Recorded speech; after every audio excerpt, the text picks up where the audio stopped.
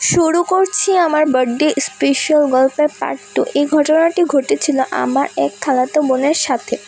আমার খালাতো বোনরা আগে যে বাসায় থাকতো ওই বাসার মধ্যে একটি কবর ছিল।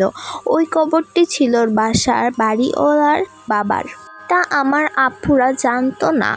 একদিন রাতে আমার আপু ঘুমাচ্ছিল, হঠাৎ আমার আপুর ওয়াশরুমে যাওয়ার প্রয়োজন হয়। তো আমার আপু উঠে ওয়াশরুমে যেতে লাগলো।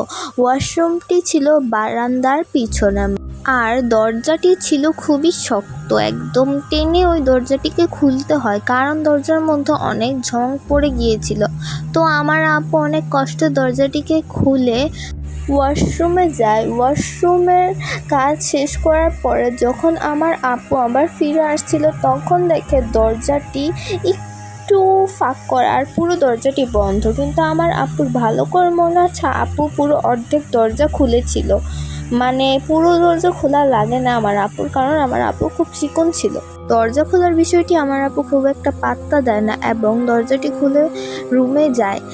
রুমে যাওয়ার পরে আমার আপুর শরীরে একটি গরম বাতাস লাগে। তখন ছিল বৃষ্টির দিন এবং বাইরে ছিল খুব ঠান্ডা এবং বৃষ্টি পড়ছিল।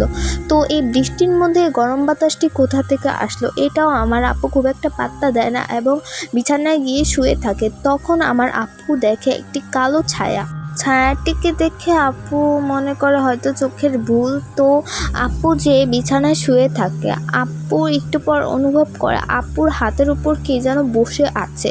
তো আপুর হাতটা উঠাতে পারছিল না এবং নাড়াতে পারছিল না। আপুর শরীরে অতটুকু শক্তি ছিল না যে আপু যে আমার খালাকে ডাক দিবে। তো ওই রাতটা আপু দোয়া দুরুদ পড়ে পার করে। সকালে আপু আমার খালুকে জিজ্ঞেস করে, আব্বু কালকে আমি এই বাসায় একটি কালো ছায়া দেখেছিলাম। তো আমার খালু অত একটা পাত্তা দেয় না। কয়েকদিন পরে আমার খালুর সাথেও এরকম একটি ঘটনা ঘটে। তারপরে আমার আপুরও ওই বাসাটি বদলিয়ে ফেলে। তারপরে আমার আপুরা জানতে পারে ওই বাসার ঠিক নিচে একটি কবর ছিল, যা ছিল ওই বাসার বাড়িওয়ালার বাবার। ভিডিওটি ভালো লাগে ভিডিওটিতে লাইক এবং চ্যানেলটি সাবস্ক্রাইব করে যাবেন।